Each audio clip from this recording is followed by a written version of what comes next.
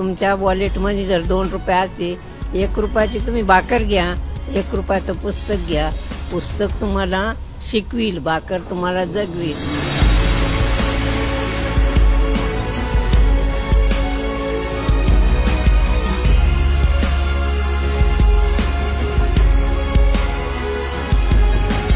मी आज 14 वर्ष झाली पुस्तकं सांभाळते. तुम्हाला सांगते, सगळ्या कानाकोपऱ्याला मी पुस्तक ठेवलं.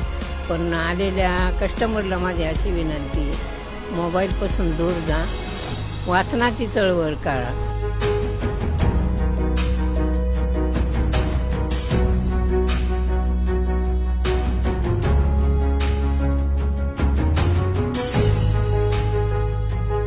एका कुटुंबातले जर 4 मेंबर आले, कोणी कोणाशी संवाद साधित नव्हतं. त्याच्यामुळं मग मेनू कार्ड बाजूला केले आणि पुस्तकं टेबलावर आणले. आलेले कस्टमर आता जेवता जेवता पुस्तकं वाचिते. त्याच्यात खूप आनंद वाटतो मला.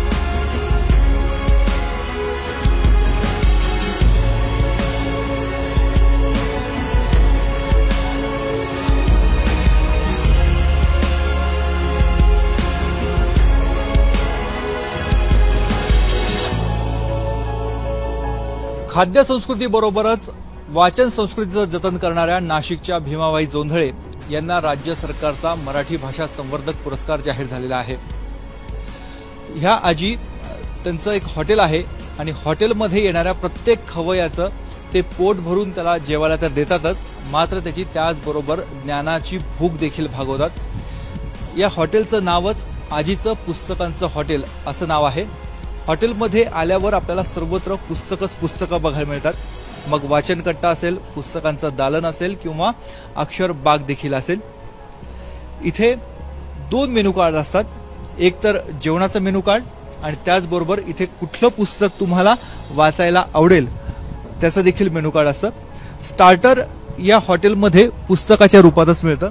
आपण बघतोय येणारा प्रत्येक खवय्या इथे जेवणही करतोय आणि एका हातामध्ये पुस्तक आहे, तो वाचन देखील करतोय. आजी आपल्यासोबत आहे. आजी, अभिनव अशी तुमची संकल्पना होती. एका छोट्या चहाच्या दुकानापासून सुरू केलं, एवढं मोठं हॉटेल उभं केलं आणि त्याला दाद पण मिळते, राज्य सरकारकडनं पुरस्कार पण मिळतोय. माझ्या छोट्याच्या कामाची दखल घेतली मंगेश पाडगावकरांनी. खूप आनंदाची गोष्ट वाटते मला. एवढ्या मोठ्या लेखकांनी छोट्याच्या कामाची दखल घेतली. मी आज 14 वर्ष झाली पुस्तकं सांभाळते. तुम्हाला सांगते, सगळ्या कानाकोपऱ्याला मी पुस्तक ठेवलं. पण आलेल्या कस्टमरला माझी अशी विनंती, मोबाईलपासून दूर जा, वाचनाची चळवळ करा.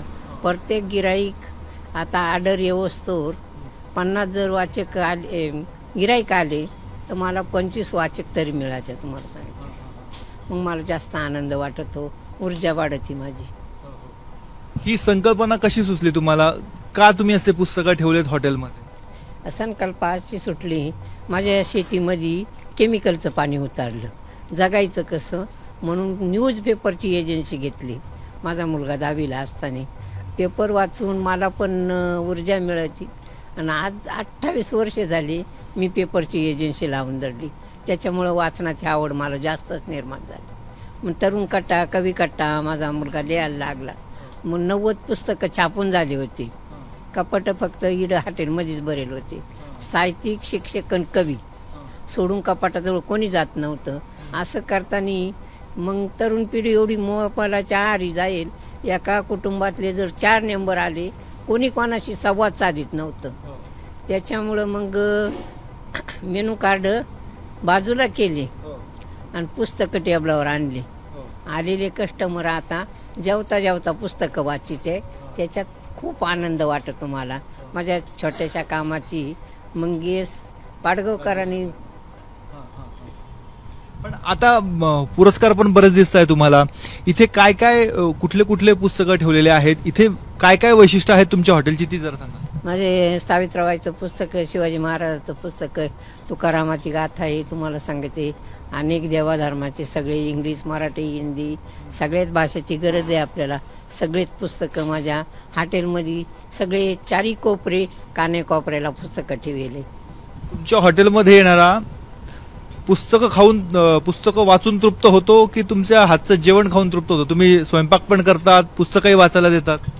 माझ्या ज्ञानाच्या शिदोरीनं तो प्राप्त होतो. तुम्हाला सांगितले, मी त्याच्या समोरच ज्ञानाची शिदोरी ठेवली.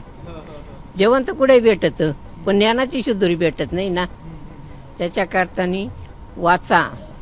आंबेडकरांनी काय म्हणी लिहून ठेवल्या, तुमच्या वॉलेटमध्ये जर 2 रुपये असते, 1 रुपयाची तुम्ही भाकर घ्या, 1 रुपयाचं पुस्तक घ्या. पुस्तक तुम्हाला शिकविल, भाकर तुम्हाला जगविल. सावित्राबाई शिकल्या म्हणून मी शिकले. पहिली माझी ओवी ग सावित्रीला, शिक्षणाचा मार्ग दाखविला. बोटाचा केला कलम, जमिनीची केली पाटी, तवा झाल्या ज्योतिक्रांती. असं सावित्राबाईनं दगड चिखल सगळं, आणि जिजाबाईनं जसे शिवाजी महाराज घडवले तसे प्रत्येक आलेल्या गिरायकाला महिलाला सांगते, आपण आपल्या मुलाला काय करायचं, जवळ बसवायचं, पुस्तक वाचायला शिकवायचं. आपल्या हातात पुस्तक घ्यायचं म्हणजे मुलगा सुद्धा वाचेल. मोबाईलचं व्यसन हे दूर करा. 75 वयामध्ये मला अजून चष्मा नाहीये. इतर हॉटेल्समध्ये आपण जेव्हा जेवायला जातो तेव्हा इतर स्वयंपाक वगैरे त्यांचं जेवण तयार होईपर्यंत आपल्याला एकतर फोन बघायचा किंवा आजूबाजूला कोण लोक बसली आहेत त्यांचं निरीक्षण चालू असतं, किंवा हॉटेल कसं आहे, त्याच्यावर काय ॲम्युनिटीज आहेत, सगळं बघितलं जातं. पण या हॉटेलचं एक वैशिष्ट्य असं की इथं आल्यानंतर फोन बाजूला ठेवायचा आणि समोर ठेवलेली पुस्तकं आहेत, ही पुस्तकं वाचण्यात जो मेन कोर्स येतोय तो येईपर्यंत आपण पुस्तक वाचण्यात वेळ घालवायचा. म्हणजे इतर हॉटेल्समध्ये मेन कोर्स येईपर्यंत जे स्टार्टर दिलं जातं, इथे ते स्टार्टर म्हणजे पुस्तक आहेत. त्यांचं स्टार्टर म्हणजे ही पुस्तकं आहे, ती वाचून जेवण येईपर्यंत त्यामध्ये वेळ घालवायचा. आणि जाताना आपण आपल्या मनासारखं जेवण तर करून जातोच, पण त्यासोबतच एक पुस्तक वाचून आपल्याला आपल्या ज्ञानात एक भर पडली जाते आणि समृद्ध होऊन जातो. थोर महापुरुषांची, थोर साहित्यिकांची परंपरा आहे. मराठी भाषेला अभिजात भाषेचा दर्जा मिळालेला आहे. शासन प्रशासन आपल्या स्तरावर प्रयत्न तर करतच आहे, मात्र ह्या आजीबाईंसारखे असंख्य असे लोक आहेत जे आपापल्या परीने छोटे छोटे का होईना परंतु मराठी भाषेच्या संवर्धनासाठी कार्य करत असतात. म्हणूनच मराठी भाषा ही दिवसेंदिवस अधिकाधिक समृद्ध होत आहे. कॅमेरामॅन किरण कडारेसह मुकुल कुलकर्णी, एबीपी माझा, नाशिक. एबीपी माझा, उघडा डोळे बघा नीट.